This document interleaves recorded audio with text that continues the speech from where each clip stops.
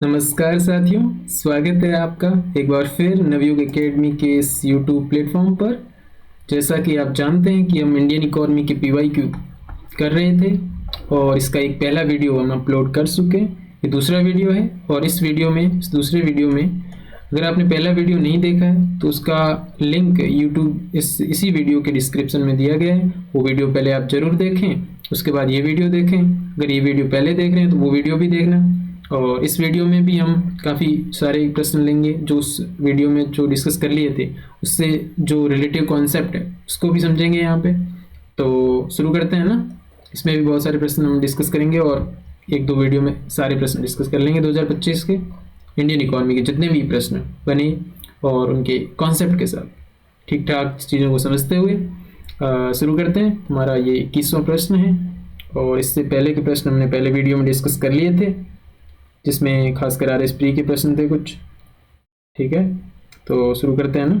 पहला है व्यापार की शर्तों से क्या तात्पर्य है। व्यापार की शर्तों से तात्पर्य है, क्या है तात्पर्य? निर्यातों पर आयातों का आधिक्य ये व्यापार की शर्तों में आता है क्या?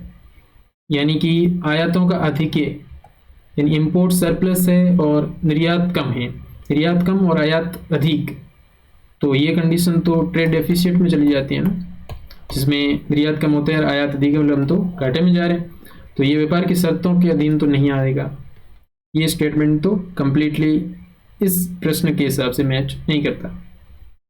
दूसरा है कि दो देशों के बीच व्यापार समझौते, ट्रेड एग्रीमेंट हो गया, हमें तो व्यापार की शर्तें बतानी है, तो ये भी नहीं। निर्यात कीमतों व आयात कीमतों के बीच अनुपात, बिल्कुल निर्यात कीमतें जो होती हैं और आयात कीमतें क्या होगी, इन दो पक्षों के बीच सर्वसम्मति बनाना ही व्यापार की शर्तें होती हैं। यही उत्तर नंबर 3 हो जाएगा। अगला स्टेटमेंट भी चेक कर लेते हैं। दो देशों के बीच सीमा शुल्क पर सर्वसम्मति। देखो सीमा शुल्क ट्रेड पॉलिसी का हिस्सा है, ये ट्रेड पॉलिसी में के अंतर्गत आता है, तो ये तो नहीं होगा, है ना। तो ये उत्तर नंबर 3 हो जाएगा। सीमा शुल्क डिसाइड करना ये सब ट्रेड पॉलिसी में आता है और ये आयातों पर इसका कोई ट्रेड डेफिसिट से लिंक बनता है और दो देशों के बीच व्यापार समझौता एक तरीके से एग्रीमेंट होता है, न कि शर्तें होती। अगले प्रश्न की ओर बढ़े। क्या है अगला प्रश्न, देख लेते हैं।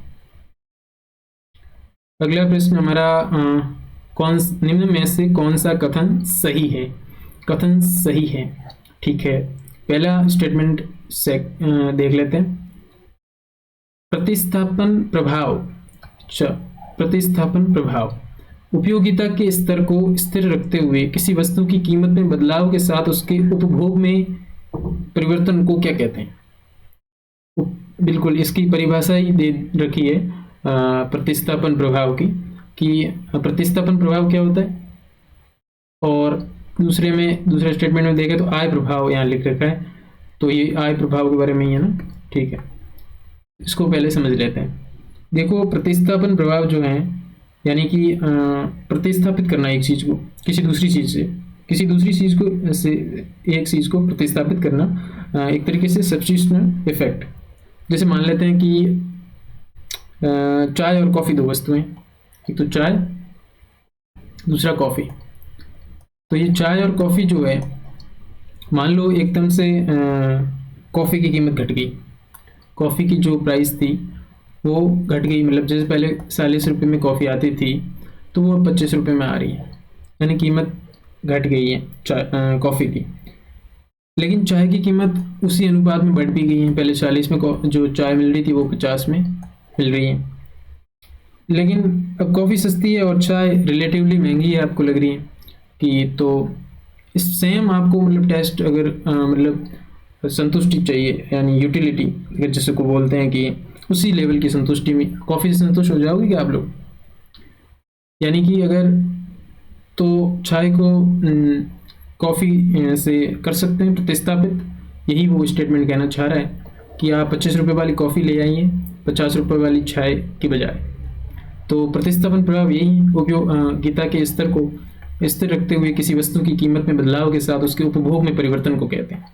तो ये परिवर्तन हुआ कि नहीं हुआ? हमने कुछ दिन जब भी ऐसा कुछ घटना हुई मार्केट में तो हम कॉफ़ी लाने लगे, वही उसका जो लेवल की यूटिलिटी बनाए रखने के लिए। तो ये स्टेटमेंट सही है उस हिसाब से, जिस हिसाब से एग्जाम्पल दिया उससे रिलेट करिए आप। ठीक है, इसको मिटा लेते हैं। तो दूसरा स्टेटमेंट क्या है, चाहिए आय प्रभाव, इनकम इफेक्ट। इनकम इफेक्ट क्या होता है, यानी सापेक्ष कीमतों के स्थिर रहने पर क्रय शक्ति में वृद्धि के परिणाम स्वरूप किसी वस्तु के उपभोग में परिवर्तन को कहते हैं आय प्रभाव। देखो, इनकम इफेक्ट क्या होता है, जब किसी वस्तु की कीमत घटती है तो उतनी आय में, अब जैसे पहले आपकी इनकम थी 20,000, है ना, आपकी 20,000 सैलरी थी, लेकिन देखो क्या हुआ कि पहले जो 20,000 सैलरी थी तो आप शॉपिंग वगैरह करते थे, तो जब शॉपिंग करते थे तो तब जो माल जो गुड्स है उनकी कीमतें बहुत ज़्यादा थी, मतलब एक तरीके से इन्फ्लेशन अधिक थी, ठीक है।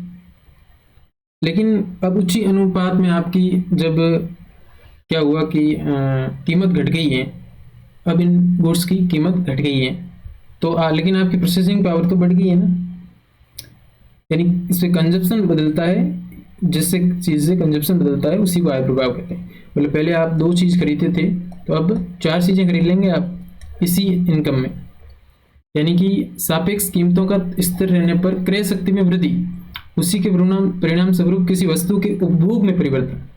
तो उपभोग में परिवर्तन हुआ ना, पहले आप 2 चीज़ें खरीद रहे थे, अभी उसी इनकम में 4 चीज़ें खरीद रहे हैं। यही तो क्या है, यही तो इनकम इफेक्ट है। मतलब जब किसी वस्तु की कीमत घटती है तो उतनी में आय में हम अब ज़्यादा सामान खरीद सकते हैं, मतलब असली रियल जो आय है इनकम है वो बढ़ गई है, ठीक है। यानी कीमतें अनुपात में तो वही है, पर प्रोसेसिंग पावर बढ़ गई है, यही तो है, और कंजप्शन बदलता है। तो दोनों स्टेटमेंट करेक्ट कर लें।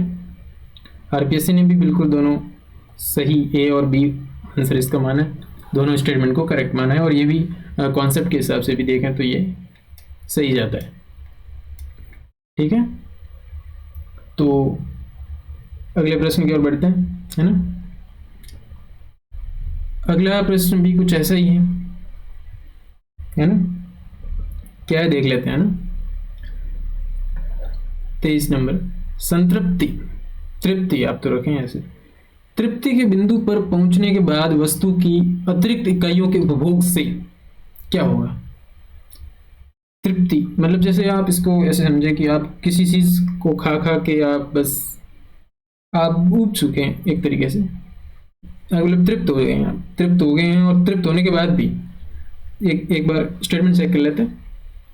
पहला है कि कुल उपयोगिता ऋणात्मक होती है और सीमांत उपयोगिता गिरती है। ये यूटिलिटी, इसको इस तरीके से समझें जैसे कि अगर अपन उदाहरण से समझ लेते हैं। आपका कोई खेत है और आप मान लीजिए बीकानेर, जैसलमेर, बाड़मेर वहाँ के हैं निवासी हैं, और आपके जो कृषि है वो वर्षा आधारित है, जो जब भी बारिश होती है तभी कृषि करते हैं, और कोई सिंचाई के साधन तो उपलब्ध है नहीं। तो होता क्या है कि गांव में कोई हरी सब्जी तो मिलती नहीं है। जैसे ही वर्षा होती है और कुछ दिन बीतने, महीने बीतने के बाद में खेत में कुछ सब्जियां मिल जाती हैं, जैसे वाटरमेलन है और जो काचरी है वगैरह वगैरह। तो घर वाले क्या करते हैं कि काचरी की सब्जी बनाना शुरू करते हैं। शुरू में क्या है, 1 2 3 4 दिन तक तो ठीक है, 10-15 दिन तक भी ठीक है, अच्छा लगता है, खाते हैं, संतुष्टि मिलती है, तृप्त हो जाते हैं। तो मतलब उपयोगिता क्या है, उपयोगिता बढ़ रही है या गिर रही है। धीरे धीरे जब महीना बीतता है, हर दूसरे दिन वही काचरी की सब्जी खा खा के क्या हो जाते हैं, बोर हो जाते हैं, ऊब जाते हैं एक तरीके से। यानी तृप्ति जो है वो, अब तो इसकी यूटिलिटी नहीं रहती उतनी जितनी पहले दिन थी। पहले दिन जब काचरी का भरता बनता है तो बड़े चाव से खाते हैं, लेकिन धीरे धीरे जब दिन बीतते जाते हैं तो वही काचरी की सब्जी बहुत उबाऊ लगती है हमको।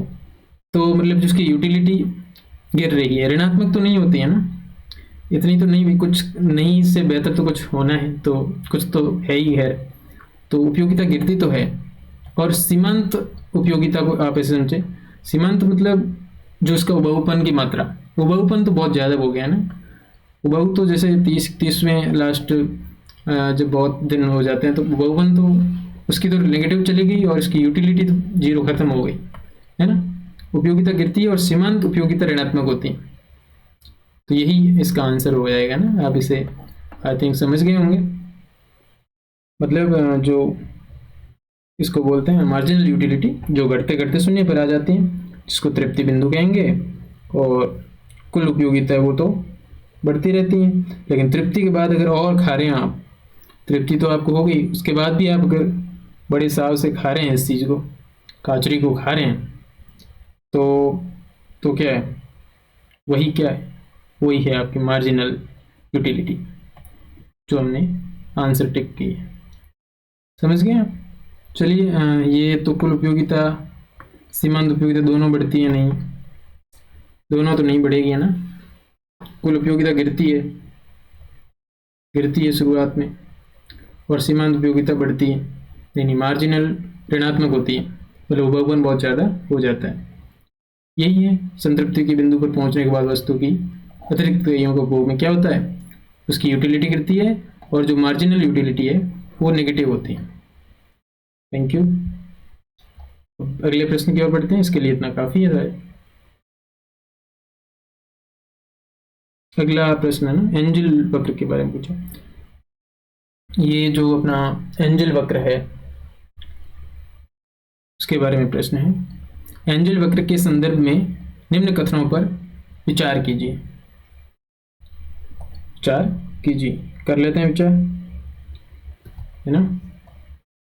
क्या है पहला कथन, एंजल वक्र किसी विशेष वस्तु की खरीदी गई मात्रा और आय के स्तरों के बीच के संबंध को बताता है। बिल्कुल, ये तो सही बात है। एंजल वक्र क्या करता है, जो वस्तुएं हैं, खरीदी गई वस्तुओं की जो मात्रा है, क्वांटिटी है, और उनके जो आय के स्तर है, उसी के बीच में क्या बताता है, रिलेशन। दूसरा क्या कथन है, एंजल के अध्ययनों के अनुसार परिवार की आय बढ़ने पर आय के अनुपात में अनिवार्यताओं पर किया गया व्यय बढ़ जाता है, बिल्कुल, और विलासिताओं पर व्यय घट जाता है। ये तो एंजल क्या, कोई अगर आप भी होते हैं तो ऐसा कॉमन सेंस से ऐसा तो पता लगा देते कि आपकी मान लो जो पहले इनकम थी, मतलब जो एंजल भाई साहब जो कह रहे हैं, मतलब कि पहले आप मान लो राडो की घड़ी पहनते थे, तो अब टाइटन पे शिफ्ट हो जाओगे, लेकिन ऐसा तो है नहीं कि कोई लोकल खरीद लोगे। मतलब परिवार की आय बढ़ने पर आय के अनुपात में अनिवार्यताओं पर किया गया व्यय तो बढ़ता ही है, इसके साथ विलासिताओं का व्यय घटता नहीं है। पहले अगर आप टाइटन पहन रहे थे, वॉच पहन रहे थे, तो अब राडो की भी आप शिफ्ट होंगे ना। ऐसा तो क्यों है, क्यों आप सिर्फ उस पर रहेंगे या उससे नीचे तो क्यों ही जाएंगे। तो विलासिताओं पर व्यय अनुपातिक कम हो जरूर होता है, हो सकता है कम, लेकिन घटना ये घटना यहाँ अंकित है, तो इस वजह से ये स्टेटमेंट गलत हो गया है। इसका केवल ए सही है ना, कथन केवल ए सही है। और जो एंजल भाई साहब कहते हैं कि आय बढ़ने पर अनिवार्य वस्तुओं पर कुल खर्च भले ही बढ़ जाए, लेकिन आय के अनुपात में इन पर खर्च का इच्छा जो है वो घट रहा है, लेकिन लग्जरीज गुड्स होती है उन पर अनुपात बढ़ता है, जो कि उल्टा दिया है स्टेटमेंट में। समझ गए होंगे आप। और ये यहाँ पे गुड्स और डिमांड का रिलेशन है, यही एंजल वक्र होता है। अगले प्रश्न की ओर बढ़ते हैं ना। अगला प्रश्न कुछ किस बारे में, अच्छा, बैरोमेट्रिक कीमत नेतृत्व मॉडल के अंतर्गत किस फर्म को नेता के रूप में चुना जाता है। बैरोमेट्रिक कीमत नेतृत्व मॉडल के अंतर्गत किस फर्म को नेता के रूप में चुना जाता है। इसको इस तरीके से देखो, ये बैरोमेट्रिक क्या चीज़ होती है मैं बताता हूँ आपको। बैरोमेट्रिक, अगर जैसे आपने राकेश झुनझुनवाला का नाम सुना होगा, जो राकेश जी थे, राकेश झुनझुनवाला, उनका नाम आपने सुना भी होगा, जो शेयर मार्केट में काफ़ी जाना पहचाना नाम है।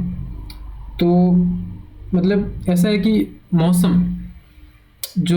मौसम का पारा नापने वाला एक तरीके से इसको कह सकते हैं, जो मतलब मार्केट की नब्ज पहचानता हो, जो मार्केट की नब्ज है उसको अच्छे से समझता हो, जो मार्केट की नब्ज है वो अच्छे से समझता हो, वो मॉडल तो मौसम का पारा नापने वाला जो मार्केट की नब्ज अच्छे से समझे। तब ऑप्शन चेक कर लेते हैं किस फर्म को अपन नेता, मतलब किस को सुनेंगे, कौन सा मॉडल होगा ऐसा जिसमें लीडर फर्म ऐसी कौन सी होगी, ऐसी कौन सी फर्म है जो मार्केट के मौसम को, उसकी नब्ज को पहचान सकती है। तो ज़रूरी नहीं है कि वो कोई सबसे बड़ी, सबसे लो कॉस्ट फर्म हो, बस ट्रेंड सेटर होती है साथियों। बाकी फर्में जैसे उसकी की कीमत फॉलो करती हैं, तो उसी के अकॉर्डिंग पहला ऑप्शन दे रखा है प्रधान फर्म। वो प्रधान फर्म होती हैं क्या? निम्न लागत फर्म, उच्च लाभार्जन फर्म, वह फर्म जो लागत और मांग स्थितियों एवं समस्त आर्थिक स्थितियों में परिवर्तनों का पूर्वानुमान लगाने में सक्षम हो। बिल्कुल, जो पूर्वानुमान लगा ले, मार्केट की नब्ज को जानती हो कि अभी क्या, जो ट्रेंड क्या सेट होगा, आगे का घटेगी चीज़ें बढ़ेगी, जो मार्केट की ट्रेंड को समझता हो, वही फर्म जो है वो क्या है, बैरोमेट्रिक कीमत नेतृत्व मॉडल के अंतर्गत आएगी। ठीक है, समझ गए आप? अगले प्रश्न की ओर बढ़ते हैं। अगला प्रश्न थोड़ा मनी मल्टीप्लायर के बारे में। और मनी मल्टीप्लायर आप समझते हैं, मनी मल्टीप्लायर अगर मनी सप्लाई अपने जब कल डिस्कस किया था, तो उसमें मनी सप्लाई को हमने डिस्कस किया था ना, M0, M1, M2, M3, M4, तो उसी से रिलेटेड ही हैं ये मनी मल्टीप्लायर। इसको पहले थोड़ा देसी भाषा में समझ लेते हैं, नहीं तो सवाल ऊपर से चला जाएगा, है ना। यहाँ देख लेते हैं जो मनी मल्टीप्लायर होता है ना साथियों, मान लेते हैं एक एग्जांपल से समझ लेते हैं। मान लो सरकार, जो हमारी सरकार है, लोकतांत्रिक सरकार, वो 1000 करोड़ रुपए, कितने, 1000 करोड़ रुपए किसी प्रोजेक्ट में इन्वेस्ट करती हैं। तो ये मान लो कोई प्रोजेक्ट था, उसमें 1000 करोड़ रुपए लगा दिए। तो इस 1000 करोड़ रुपए में से यहाँ कुछ मजदूर है, वो भी काम कर रहे हैं, लेबर। तो मजदूरों को 1000 करोड़ में से मान लेते हैं कि 75% इसका, यानी देख लेते हैं कि 750 करोड़ है ना, 750 करोड़ उनको सैलरी मिल गई, यानी मजदूरों पर खर्च कर दिए हमने। फिर ये मजदूर 750, जो अलग अलग मजदूर हैं, 750 करोड़ जो हैं वो कुछ मजदूर कुछ चीज़ें खरीदेंगे, मार्केट में जाएंगे, मार्केट में खर्च करेंगे। तो 750 का मान लीजिए 75% खर्च करेंगे, मतलब 562 करोड़। 562 करोड़ इन्होंने जो है वो दुकानदारों पर खर्च कर दिया। फिर दुकानदार अपनी चीज़ें, अपनी सप्लाई डिमांड उनको मैनेज करने के लिए वो भी आगे खर्च करेंगे। वो आगे खर्च कर देते हैं मान लो 421 करोड़। अब इस तरीके से ये चीज़ें बढ़ती जाएगी, जो आगे सप्लाई चेन है वो भी खर्च करेंगे, फिर आगे धीरे धीरे बढ़ते बढ़ते बढ़ते, मतलब ये पैसा घूम घूम कर कुल आय को लगभग 4 गुना, 1000 करोड़ शुरू में कितने इन्वेस्ट किए थे, 1000 करोड़ का 4 गुना, यानी 4000 करोड़ बन गए। कितने, 4000 करोड़। यही मनी मल्टीप्लायर, यही मनी मल्टीप्लायर है। समझ गए होंगे आप। और इसका भारत में सबसे अच्छा एग्जाम्पल शुरू में जो जब नितिन गडकरी जी आए थे, तो बड़ा प्यारा एग्जाम्पल देते थे। वो कहते थे ना कि अगर आप ब्रॉड में 2 रुपये इन्वेस्ट करते हैं तो वापस 4 रुपये आता है सरकार के पास। तो ये वही बात है, मनी मल्टीप्लायर की बात थी। चलिए क्वेश्चन देख लेते हैं अपना, कौन सा क्वेश्चन था, ये रहा ना, मनी मल्टीप्लायर। तो आप समझ गए, इसको समझाने की जरूरत नहीं है ना। इसमें पूछा है कि अगर मनी मल्टीप्लायर 0.75 है तो 4000 करोड़ की आय बढ़ाने के लिए निवेश में कितनी वृद्धि की आवश्यकता है, कितना इन्वेस्टमेंट करें कि 4000 करोड़ का मनी मल्टीप्लायर बन जाए, कितना करेंगे। तो उसके अनुरूप देख लीजिए इसको। इसका एक फॉर्मूला भी होता है, हालांकि इसका सीधा आंसर ही बता देते हैं। वैसे स्पेसिफिक सिलेबस के अनुसार ही क्वेश्चन आता है, हर एग्जाम में नहीं आता, तो इतना लोड नहीं लेना है अपने। 1000 करोड़ अगर इन्वेस्टमेंट करेंगे तो 4000 करोड़ आ जाएगा। और इसको इस तरीके से भी देख सकते हैं फॉर्मूले में रख के, लेकिन हमने तो एग्जाम्पल से समझ लिया। हमने कितने इन्वेस्ट किए थे, 1000 करोड़, और हमें 4000 करोड़ मनी मल्टीप्लायर के रूप में प्राप्त हुए थे, है ना। चलिए, तो आई थिंक समझ गए होंगे आप एमपीसी को। अगला प्रश्न डिस्कस कर लेते हैं। ये जो टीचिंग एग्ज़ाम था उसकी वजह से उसमें स्पेसिफिक सिलेबस में था ये सारे टॉपिक, या इसलिए कुछ सैद्धांतिक प्रश्न, मॉडल आधारित प्रश्न हैं। उन प्रश्नों को लेकर आप बिल्कुल ऐसा नहीं सोचें। आपके जो एग्ज़ाम में सिलेबस है उसमें जो सिलेबस टॉपिक दे रखे हैं उससे रिलेटेड जितने भी क्वेश्चन आपको सिलेबस दे जरूर सामने रखें, आप उससे रिलेट करें, फिर कॉन्सेप्ट के साथ क्वेश्चन को समझें। आपको उसका काफ़ी ज़्यादा फ़ायदा मिलेगा। तो अब हम ये प्रश्न भी कर लेते हैं। कुछ ऐसे प्रश्न थे जो आरएस से सीधे इस एग्जाम में रिपीट हुए। आगे जब टेलीकॉम ऐसे का देखेंगे तो उसमें भी इसी में से ही कुछ प्रश्न बनाए गए हैं। वो सतही लेवल पर हैं, ये थोड़े गहरे लेवल पर हैं। तो ऐसा नहीं है कि ये इसकी उपयोगिता नहीं, सबकी यूटिलिटी है। ये देखते हैं 32 नंबर प्रश्न हमारा। चलिए, निवेश के त्वरक सिद्धांत के संबंध में निम्न में से कौन सा सही नहीं है। निवेश के त्वरक सिद्धांत के बारे में बात हो रही। तो ये एक भाई साहब थे क्लार्क द्वारा विकसित किया गया, बिल्कुल उन्हीं के द्वारा विकसित किया गया था। ये क्लार्क भाई साहब थे, उनके द्वारा ही विकसित किया था। दूसरा स्टेटमेंट है, ये उत्पादन के स्तर में परिवर्तन के कारण पूंजी स्टॉक में परिवर्तन के बीच तकनीकी संबंध दर्शाता है। बिल्कुल, ये मतलब उत्पादन स्तर में चेंज और कैपिटल स्टॉक चेंज के बीच टेक्निकल रिलेशन बिल्कुल बताता है। तीसरा, ये इस मान्यता पर आधारित है कि अर्थव्यवस्था में अतिरिक्त उत्पादन क्षमता है। नहीं, ये इस पर आधारित नहीं है। ये इसमें मुझे सही नहीं है, तो यही सही नहीं है ना। देखो, ये जो एक्सेलरेटेड है इसका मतलब ये मानता है कि कैपिटल आउटपुट रेशियो तो फिक्स है।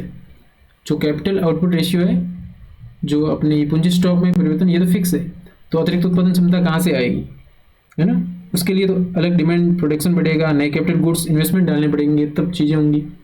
तो ये स्टेटमेंट गलत है। गलत मतलब प्रश्न के अनुसार सही है। 3 नंबर। चौथा, ये बताता है कि निवेश आय के स्तर में परिवर्तन का फल है। बिल्कुल, निवेश और आय ये तो अपने डिस्कस कर लिया। तो त्वरक सिद्धांत इसके लिए काफ़ी है इतना। आगे प्रश्न, अगले प्रश्न की ओर बढ़ते हैं। अगला प्रश्न हमारा असर्शन और रीजन का है, इसको भी देख लेते हैं। ये असर्शन है कि आय में होने वाली वृद्धि,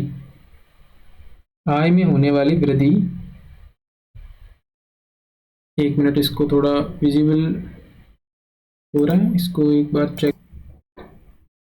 हाँ, तो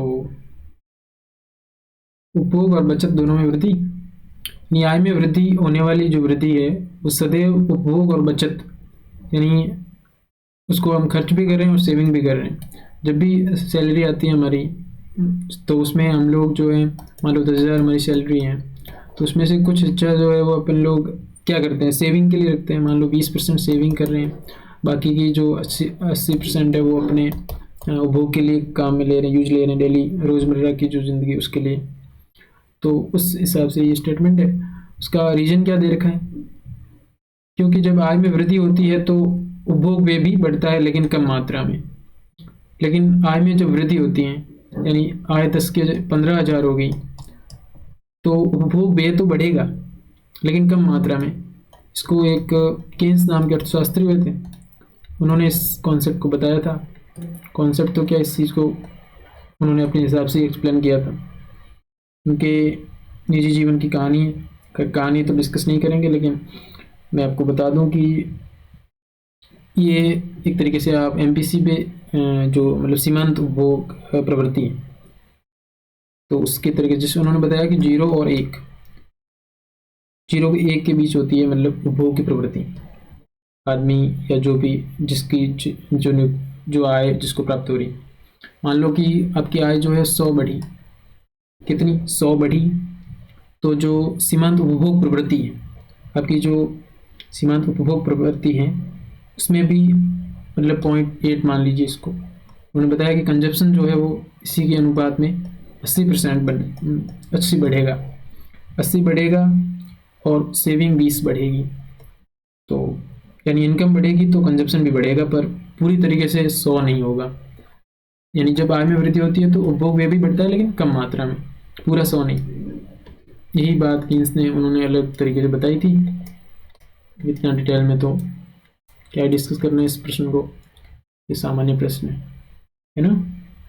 तो इसका उत्तर क्या हो जाएगा, दोनों सही है और व्याख्या भी कर रहे हैं तो ये हो जाएगा ना यार, दोनों सही है। क्योंकि वृद्धि सदैव उपभोग बचत को वृद्धि को बढ़ावा देती है, सही बात है। और क्योंकि जब आय में वृद्धि होती है तो उपभोग व्यय भी बढ़ता है, लेकिन कम मात्रा में। ठीक है, तो अगले प्रश्न की ओर बढ़ते हैं। अगला प्रश्न हमारा फिर मल्टीप्लायर का है।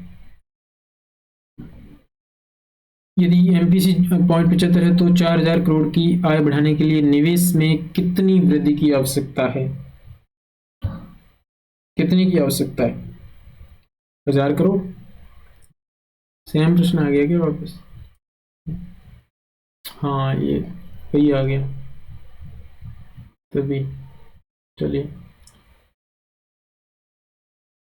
चलो ये त्वरक वाला भी डिस्कस कर लिया था ना, कर लिया था शायद। हाँ, सापेक्ष आय, ये वाला देख लेते हैं। इससे अगला प्रश्न यही है। सापेक्ष आय परिकल्पना सुझाव देती है, क्या सुझाव देती?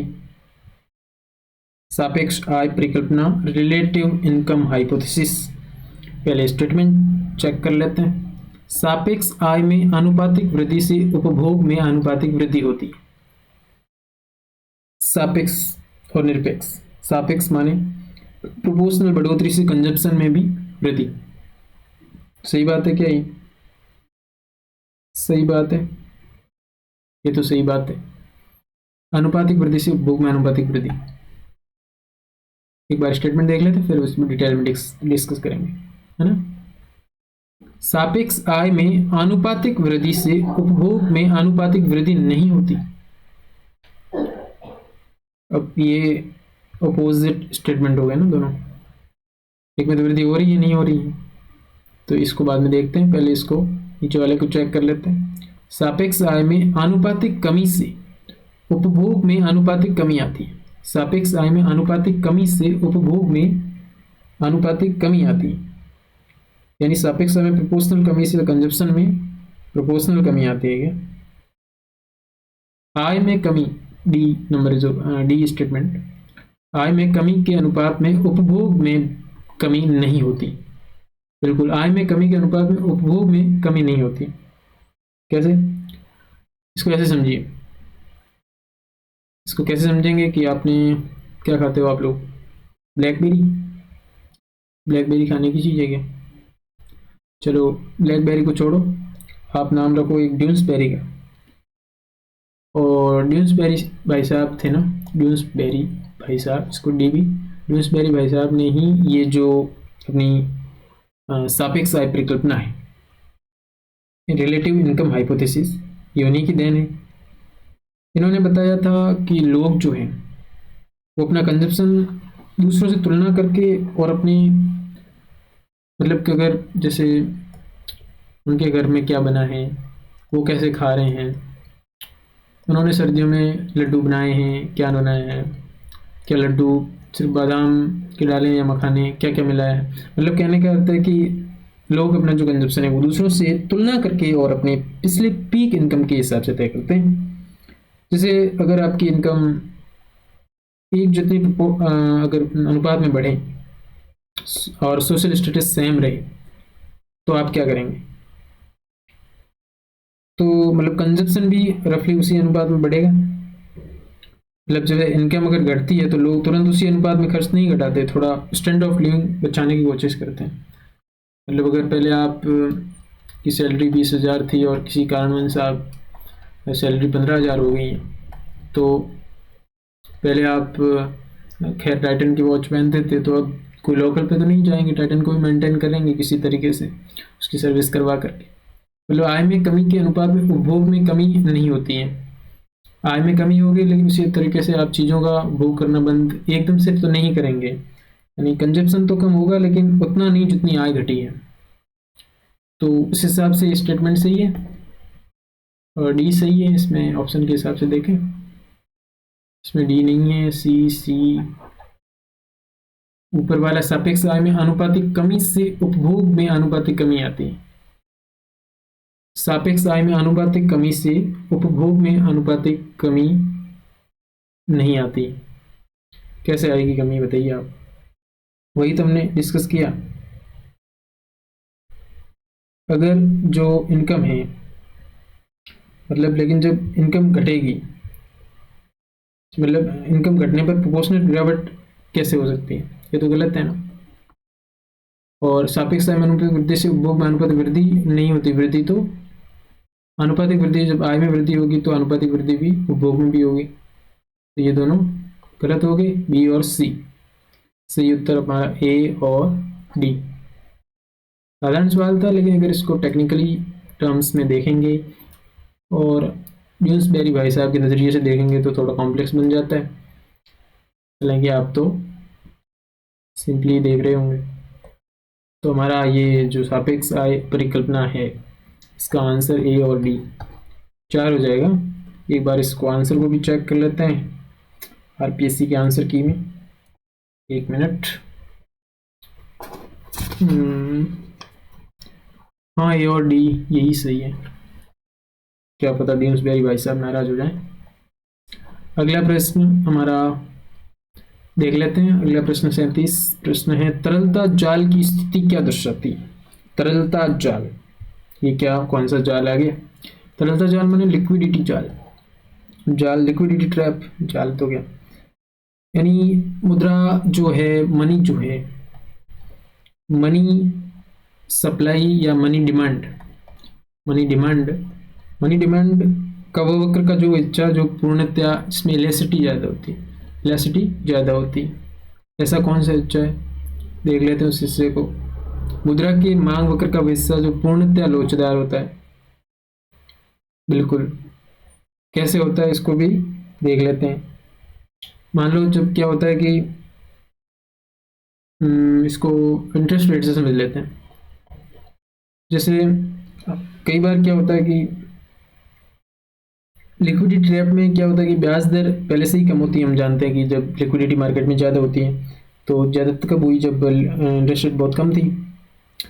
तो लोग क्या मानते हैं कि कोई भी वस्तु के बारे में ये धारणा बनाते हैं कि जब रेट अब और नीचे जो है वो, किसी चीज़ का रेट अब और नीचे नहीं बढ़ेगा, मतलब नीचे और रेट नहीं जाएगा, सिर्फ आगे बढ़ोतरी की संभावना है।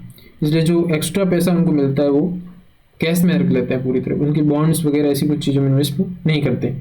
इस स्थिति में क्या होगा, इंटरेस्ट रेट और कम करने पर भी लोग जो क्या पैसा होल्ड रख रहे हैं, पैसा होल्ड कर रहे हैं, मतलब जो मनी डिमांड कर्व है उसकी लो रेट के आसपास इलास्टिक होगा, हॉरिजॉन्टली कह सकते हैं, है ना।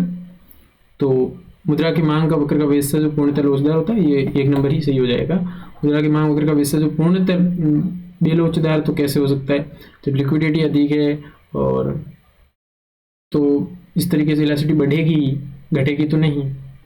तो हिस्सा जो पूर्णतः लोचदार होता है, हिस्सा जो पूर्णतः बेलोचदार होता है, नहीं, मांग वक्र का हिस्सा जो पूर्णतः लोचदार होता है, ये उत्तर नंबर 1 हो जाएगा।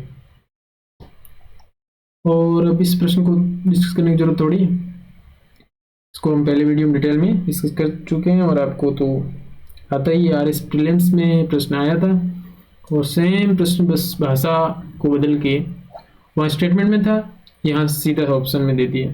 वहाँ गहरा, उसकी प्रकृति थोड़ी नेचर गहरी थी सवाल की, और यहाँ थोड़ी सतही लेवल पर ही पूछ लिया। सिंपल फॉर्मूला पूछ लिया कि कोर इन्फ्लेशन में कोर इन्फ्लेशन को किस रूप में वर्णित किया गया है। तो ये हेडलाइन हमने क्या देखा था, उसमें फॉर्मूला बताया था मैंने, आपको याद ही होगा।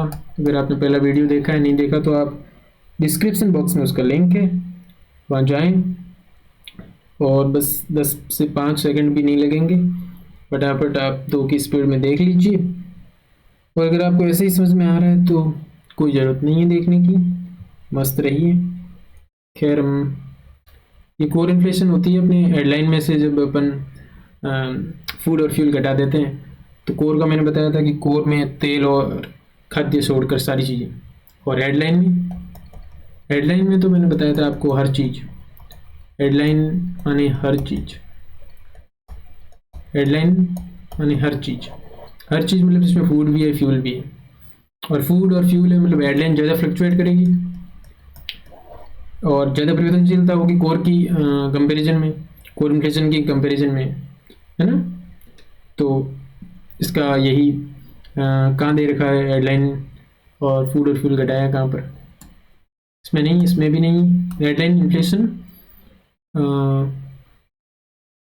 हेडलाइन इन्फ्लेशन ये यहाँ ये फूड और ये फ्यूल, ये माइनस कर दिया दोनों। हेडलाइन में से जब आप फूड और फ्यूल हटा देते हैं तो पीछे कोर बचता है ना, कोर इन्फ्लेशन आ जाती है। तो यही आंसर नंबर 3 हो जाएगा, है ना। आई थिंक मैं थोड़ा धीरे चल रहा हूँ, लेकिन आप इसको अगर 2 की स्पीड में देख रहे हैं तो ठीक ठाक काम चल रहा है, नहीं तो आप ठीक है। उत्तर नंबर 3 हो जाएगा, ठीक है। समझ आ गया होगा आप लोगों को, सीधा सा फॉर्मूला है। अब ये 41 नंबर असर्शन और रीजन का प्रश्न है, देख लेते हैं इसको भी। मंदी विरोधी कर नीति से प्रयोज्य आय, उपभोग और निवेश में वृद्धि होनी चाहिए, क्या कहना चाह रहा है। तो इसकी लैंग्वेज देखो हिंदी की, है ना। ऐसा लग रहा है कौन सी विरोधी किसकी, actually anti recession tax policy की बात हो रही है यहाँ पे, है ना। और रीजन में क्या है, क्या बात ये आप समझ गए होंगे स्टेटमेंट को। इसका कहने का मतलब है कि मंदी विरोधी कर नीति, यानी अगर मार्केट में क्या है, रिसेशन है, रिसेशन है तो सरकार क्या करेगी, कर प्रयोज्य आय, उपभोग और निवेश में वृद्धि होनी चाहिए या करों में कमी होनी चाहिए। सोचिए, सोचने का पूरा टाइम दे रहा हूँ, सोच लीजिए आप लोग। आप तो पॉज भी तो कर सकते हैं, है ना, भूल गया मैं तो। चलो अपन इसको डिस्कस कर लेते हैं ना। जैसे इसमें बोला है कि रिसेशन में, रिसेशन में क्या करती है सरकार, मंदी में, जब मंदी है तो सरकार क्या करती है, सरकार अपनी फिस्कल पॉलिसी का प्रयोग करती है। फिस्कल पॉलिसी में और क्या काम कर सकती है, वो डायरेक्ट टैक्स को कम कर सकती है। और सरकार जब टैक्स घटाएगी, टैक्स को डिक्रीज करेगी, तो लोगों की क्या बढ़ेगी, disposable income, private income, personal income. Disposal income मैंने डिस्कस की थी, डिस्पोजल इनकम माने जो पर्सनल इनकम है उसमें से अपन डायरेक्ट टैक्स को घटा देते हैं। तो डायरेक्ट टैक्स को जब घटाते हैं तो क्या निकल के आती है, डिस्पोजेबल पर्सनल इनकम। तो डिस्पोजेबल जो इनकम है वो बढ़ेगी, डायरेक्ट टैक्स कम होगा तो कम टैक्स देना पड़ेगा, पैसा ज़्यादा बच जाएगा ना। तो पैसा जब ज़्यादा बचेगा तो कंजप्शन, कंजप्शन भी बढ़ेगा, और कंजप्शन जब बढ़ेगा तो फर्म्स जो है, फैक्ट्रीज जो है, दुकानें हैं, उनकी क्या बढ़ेगी, सेल्स। और सेल्स बढ़ेगी तो क्या बढ़ेगा, मार्केट में निवेश बढ़ेगा। तो यही बात नीचे लिख रखी है, तो ये सही है, नहीं तो सही नहीं है। देख लेते हैं कारण। करों में कमी स्पष्ट रूप से समुदाय के पास खर्च करने के लिए अधिक राशि छोड़ देगी। ये अधिक राशि छोड़ दी इन्होंने तो भाई टैक्स कटा दिया, और खर्च की क्रिया को बहुत उत्साह प्राप्त होगा। बिल्कुल, अब अगर आपकी सैलरी में पहले कुछ ज़्यादा पैसे कटते थे, आजकल 20,000 में से मान लो 19,000 ही बच रहे हैं। पहले तो 20,000 में से 17 ही बचते थे, 19,000 बच रहे हैं। तो कुछ आप 1-2,000 एक्स्ट्रा कुछ डिजिटल पे क्या कुछ और खरीदेंगे, अमेजन प्लेटफॉर्म जहाँ भी खरीदने चाहें। तो यही है कि रिसेशन, मंदी विरोधी कर नीति में प्रयोज्य आय, उपभोग और निवेश में वृद्धि होनी चाहिए। और वृद्धि होनी कैसे चाहिए, तो उसके लिए क्या करना पड़ेगा, तो करों में कमी करनी पड़ेगी, समुदाय के पास खर्च करने के लिए अधिक राशि छोड़ देगी। यही बात सही बैठ रही है, और इस हिसाब से हमारा जो आंसर है वो ये हो जाएगा ना। स्पष्टीकरण भी है और दोनों सत्य भी है। भाई यही करना चाहिए मंदी में सरकार का, यही तो कर्तव्य है। मॉनेटरी पॉलिसी में आरबीआई के अपने कर्तव्य, वही फिस्कल पॉलिसी में सरकार के अपने कर्तव्य है। अगला प्रश्न 42, फिलिप्स वक्र के संबंध में निम्न कथनों पर विचार कीजिए। अच्छा, फिलिप्स वक्र क्या कहते हैं, फिलिप्स वक्र जो ये फिलिप्स भाई साहब है, ये क्या कहते हैं, ये मुद्रास्फीति और बेरोजगारी के बीच संबंध बताते हैं। ये तो आपने सुना है ना। तो ये फिलिप्स वक्र मैं यहाँ बना देता हूँ आपके लिए। ये फिलिप्स वक्र, यहाँ पे मान लीजिए कि यह इन्फ्लेशन रेट है, ये इन्फ्लेशन रेट है, और यहाँ ये बेरोजगारी दर है। ठीक है, ये 2 3 4 इसको इस तरीके से देख लेते हैं। यहाँ पे देखिए एक तरीके से इन्फ्लेशन बढ़ने पर बेरोजगारी दर एक सीमा तक कम होती है। जैसे जैसे इन्फ्लेशन बढ़ रही है वैसे वैसे बेरोजगारी दर कम हो रही है ना। यानी मुद्रास्फीति और बेरोजगारी के बीच नकारात्मक संबंध ही फिलिप्स वक्र से हम दर्शाते हैं। यानी यह संबंध जो एक निश्चित मात्रा तक ही सत्य है, आपको सबको पता है, ये सब तो बात है ना। देख लेते हैं स्टेटमेंट से। फिलिप्स वक्र दर्शाता है कि कुल मांग में, कुल डिमांड में वृद्धि की उच्च दर और परिणाम स्वरूप कीमत स्तर में वृद्धि की उच्च दर बेरोजगारी में नीची दर से जुड़ी और विलोमच भी है ना। सही बात है ये तो। फिलिप्स वक्र ये तो बात बताता है जो अनएम्प्लॉयमेंट और मनी वेज इन्फ्लेशन है, या प्राइस इन्फ्लेशन, या मनी वेज इन्फ्लेशन, या प्राइस इन्फ्लेशन भी आप कह सकते हैं, उसका बीच विपरीत संबंध है। और इसी को इस बात में प्रूव भी किया है ना। नीचे देख लेते हैं अगला कथन क्या। जब समग्र पूर्ति, ये क्या उच्च है, इसको ऐसे ही कहेंगे, समग्र पूर्ति सप्लाई उच्च है, तब फिलिप्स वक्र उत्पादन और स्फीति यानी कि जब प्रोडक्शन और इन्फ्लेशन के दर के बीच संबंध नहीं बताता, यानी एक सीमा तक तो बताता है, जब इन्फ्लेशन बढ़ रही होती है तो बेरोजगारी दर नीचे घट रही होती है, लेकिन ये जब इन्फ्लेशन थोड़ी और बढ़ेगी तो धीरे धीरे स्टैग इन्फ्लेशन जैसी चीज़ें आ जाएंगी, तो उस केस में जब बहुत समग्र पूर्ति उच्च है और डिमांड और उस तरीके से चीज़ें होंगी तो इसके बीच में संबंध नहीं बता पाएगा। ये उसके बीच में संबंध तब तक ही है जब तक हम क्या देख रहे हैं, जब तक बेरोजगारी और मुद्रास्फीति देख रहे हैं। तो इस हिसाब से ये प्रश्न जो है वो क्या हो जाएगा, दोनों सही, दोनों सही हो जाएंगे ना इसके, ए और बी दोनों सही। फिलिप्स वक्र आप इसको ध्यान में रखें। अगले प्रश्न की ओर बढ़ते हैं अपन। अगला प्रश्न जो है हमारा ये फिस्कल पॉलिसी से, राजकोषीय नीति के लिए निम्न कथनों पर ध्यान दीजिए। ठीक है, ध्यान देते हैं। समृद्धि और स्फीति के वर्षों में आधिक्य वाले बजटों के द्वारा अत्यधिक खर्च की क्रिया को दबाया जाता है।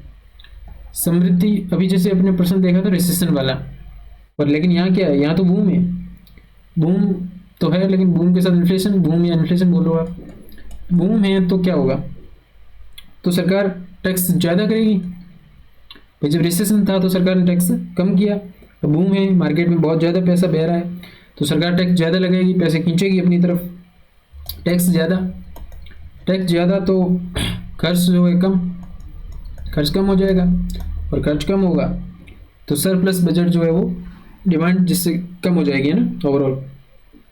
वही ये बात इस स्टेटमेंट में कह रहा है जो मैंने यहाँ लिखी। दूसरा स्टेटमेंट है कि मंदी और बेकारी के समय के दौरान घाटे की बजट बनाकर अर्थव्यवस्था में अतिरिक्त क्रय शक्ति डाली जाती है। वही बात जो ऊपर प्रश्न में एक प्रश्न और डिस्कस किया था ना अभी ऊपर, वही जो रिसेशन में क्या होता है, घाटा डेफिसिट हो जाता है। डेफिसिट कैसे होता है, इसको अगर टेक्निकल टर्म में कहे तो एंटी साइक्लिकल फिस्कल पॉलिसी, सरकार टैक्स कम करती है, खर्च ज़्यादा करती है तो डेफिसिट होता है, बजट में डिमांड बढ़ती है लेकिन डेफिसिट तो होता ही है। तो यही इसका जो है वो ए और बी दोनों सही है, दोनों सही है, तो दोनों सही है, तो ए और बी दोनों सत्य है। इसका आंसर नंबर ये हो जाएगा 3, है ना। सामान्य प्रश्न और एक और प्रश्न ले लेते हैं। डंपिंग, सिंपल सा डंपिंग क्या होता है कि देखो, विदेशी व्यापार में उचित लाभ पर बिक्री, उचित लाभ पर बिक्री होती है क्या डंपिंग, विदेशी बाजार में अत्यधिक लाभ पर, जब ऊंची कीमतों पर कच्चे माल की बिक्री, विदेशी बाजार में न्यूनतम कीमतों पर उत्पादों की बड़ी बिक्री। डंपिंग का एग्जांपल देख लो, चाइना को देखो क्या करता है। चाइना क्या करता है कि चाइना जैसे मान लो ये अपने यहाँ मार्केट में कोई चीज़ बनाता है, मान लो 15 रुपए की बनाई, तो इसको इंडिया को एक्सपोर्ट करेगा, और इंडिया में यही चीज़ 12 रुपये की बेचेगा। कितने रुपए की? 12। मतलब अपनी घरेलू कीमतों से भी न्यूनतम कीमतों पर दूसरे देश में उत्पादों की बड़ी बिक्री। ऐसा क्यों किया जाता है? तो बड़े बड़े छोटे छोटे जो भी कंपिटिटर पनप रहे हैं, जो प्रतिस्पर्धी कर रहे हैं बाजार में, उनको ख़त्म कर देते हैं ये चीज़ें किसको ख़त्म करती है? कंपिटिटर्स को। और कॉम्पिटिटर्स जब ख़त्म होते हैं तो आप क्या करते हैं? राइज करते हैं। और यही चाइना करता है। यहाँ पे 15 रुपये में घरेलू बाजार में भले ही इसको 16 रुपये में बेच रहा है, लेकिन यहाँ 12 रुपये में। और ऐसा भी कभी कभी तो ऐसा भी होता है, अगर वो चीज़ जो है वो खिलौना हो गया कोई, 15 रुपये में बना है, लेकिन जो दूसरी मार्केट है उसको लागत से भी कम मूल्य यानी कि 10 रुपये में बेच रहे हैं, ये भी होता है। तो यही क्या है? डंपिंग है। कई बार फिर एंटी डंपिंग शुल्क लगाया जाता है जब ऐसी चीज़ें सामने आती है। तो इसका उत्तर नंबर 4 हो जाएगा। नहीं, विदेशी बाजारों में न्यूनतम कीमतों पर उत्पादों की बड़ी मात्रा में बिक्री, बड़े लेवल पर होता है। अगला प्रश्न क्या है? अगला प्रश्न है कि किस प्रकार के व्यय सरकार के राजस्व व्यय का हिस्सा नहीं होते? भाई एक तो रेवेन्यू एक्सपेंडिचर होता है, कैपिटल एक्सपेंडिचर होता है। बजट में मुख्य रूप से ये टॉपिक इंपॉर्टेंट है, जैसे कि नेशनल इनकम इंपॉर्टेंट है, वैसे ही ये 20 सेक्टर बजट वाला, जिसमें ये चीज़ें इंपॉर्टेंट है। तो राजस्व व्यय का हिस्सा क्या नहीं होते, देख लेते हैं। राजस्व व्यय तो होता क्या है? राजस्व व्यय ऐसा व्यय खर्च जो रोजमर्रा का हो, कोई नया असेट नहीं बनाए, नहीं गवर्नमेंट की लाइबिलिटीज घटाए, नहीं तो कोई असेट बढ़ रही है, और ना कोई सरकार की लाइबिलिटी कम हो रही है। तो वही क्या होता है? रेवेन्यू एक्सपेंडिचर होता है। अब हम कथन चेक कर लेते हैं, स्टेटमेंट देख लेते हैं। सार्वजनिक स्वास्थ्य एवं शिक्षा सेवाएं चलाने पर वे, इससे कोई असेट बन रही है? रोजमर्रा का खर्च है। तो दूसरा है केंद्र सरकार के कर्मचारियों को वेतन और पेंशन, ये तो देना है। ये गवर्नमेंट की न लाइबिलिटी घटा रही है न कुछ हो रहा है, ऐसा कुछ नहीं हो रहा है। तीसरा है ऋणों का पुनर्भुगतान, पेमेंट रीपेमेंट करना, लोन रीपेमेंट से सरकार का उधार लाइबिलिटी कम हो रही है। कोई लोन आपको लोन है उसको वापस चुका रहे हो, तो ये क्या आपकी लाइबिलिटी थी, अब वो कम हो रही है। तो ये क्या है? ये कैपिटल एक्सपेंडिचर हो गया ना, कैपिटल। ये क्या है? रेवेन्यू एक्सपेंडिचर में नहीं आता। तो रेवेन्यू में नहीं आता, कैपिटल में आता है। उस वजह से क्या हुआ? उस वजह से ये हिस्सा नहीं है, ये तो कैपिटल एक्सपेंडिचर का हिस्सा है। और ग्रांट्स जो है वो अपने प्रमुख अनुदान जो होते हैं, वो अनुदान जो है वापस लेने की चीज़ होती नहीं है, यानी कि गवर्नमेंट की लाइबिलिटीज नहीं होती है। तो आपको रेवेन्यू एक्सपेंडिचर में 3 बातें याद रखनी है। 3 बातें कौन सी रखती हैं? जो रोजमर्रा का खर्च है, कोई नई असेट, कोई नई संपत्ति नहीं बन रही है, और न ही गवर्नमेंट की लाइबिलिटीज घट रही है। ऐसा जो एक्सपेंडिचर है, ऐसा जो व्यय है, वही राजस्व व्यय है। और जो ऐसा नहीं है उसको हमने आंसर कर लिया। अच्छा, इसको समझ लेंगे आप डिटेल में, छोटा सा चार्ट बन जाएगा शायद, है ना? या बाद में बनाएं, क्या पता मुझे कुछ चीज़ें याद ना आए, तो ट्राई कर लेते हैं। कर लें ट्राई, चार्ट बना देते हैं, आपको थोड़ा रिवीजन हो जाएगा। बना ही लेते हैं, है ना? देखो, ये अपना प्यारा सा बजट। फिर इस बजट को 2 भागों में अपन डिवाइड कर लेते हैं। कौन से 2 भाग? एक तो राजस्व, पूरा विजिबल हो जाएगा क्या आप लोगों को? राजस्व व्यय और पूंजीगत व्यय। क्या है? राजस्व और पूंजी, रेवेन्यू और कैपिटल। इसमें 2 चीज़ें, रिसिप्ट, रेवेन्यू रिसिप्ट और रेवेन्यू एक्सपेंडिचर, राजस्व प्राप्तियां और राजस्व व्यय। फिर इसमें भी सेम आती है, पूंजीगत प्राप्तियां, रिसिप्ट और एक्सपेंडिचर व्यय। मेनली आपको जो रिसिप्ट होती हैं वो 2 टाइप की होती हैं, एक टैक्स होती है और एक नॉन टैक्स होती है। ये बात याद रखनी है आपको। नॉन टैक्स में क्या आता है? तो नॉन टैक्स में बोल देता हूँ, नीचे नहीं विजिबल नहीं होगा। नॉन टैक्स में जैसे प्राप्त किए गए ब्याज हैं, प्राप्त किया गया लाभ, डिविडेंड हो गया, प्राप्त किए गए ग्रांट्स हो गए सरकार के। और फिर एक्सपेंडिचर में क्या आएगा? तो कोई चुकाया गया ब्याज है, सब्सिडी है, फिर सरकार के जो संचालन के खर्च है, रोजमर्रा के खर्च है, वो भी अपने डिस्कस किया, वेतन हो गया, पेंशन रख, लेकिन इसमें एक ध्यान रखना, डिफेंस भी इसमें आता है, रक्षा खर्च, दिए गए अनुदान, ये सारे इसमें आते हैं। वहीं अगर कैपिटल रिसिप्ट की बात करें तो इसमें क्या होता है, इसमें होती है डेप्ट, जो अपन लोन लेते हैं। डेप्ट कौन से डेप्ट होते हैं, एक तो इंटरनल होते हैं, एक आउटर होते हैं, और कुछ होते हैं नॉन डेप्ट। नॉन डेप्ट में क्या होता है, दो चीज़ें होती है, एक तो डिसइन्वेस्टमेंट, जो सरकार अपनी हिस्सेदारी बेचती है, डिसइन्वेस्टमेंट करती हैं, विनिवेश जिसको बोलते हैं, परिसंपत्ति, विनिवेश से क्या होता है, परिसंपत्तियों में कमी होती है, और इसमें वो जो लोन वसूलती है सरकार, वो होती है नॉन टैक्स डेप्ट में। वहीं एक्सपेंडिचर, कैपिटल एक्सपेंडिचर वे में क्या होता है इसमें, तो इसमें कुछ दिए गए नए ऋण हैं, चुकाए गए ऋण हैं, पीएसयू की कोई स्थापना कर दी, आधारभूत ढांचे का निर्माण कर दिया, ये सब इसमें आता है। बाकी अपन नेक्स्ट में कुछ कॉन्सेप्ट के साथ समझ लेंगे, क्योंकि इससे अगला शायद प्रश्न वैसा ही है कुछ, इससे तीसरा चौथा प्रश्न ऐसा ही है, तो उसमें अपन डिटेल में चीज़ें डिस्कस कर लेंगे।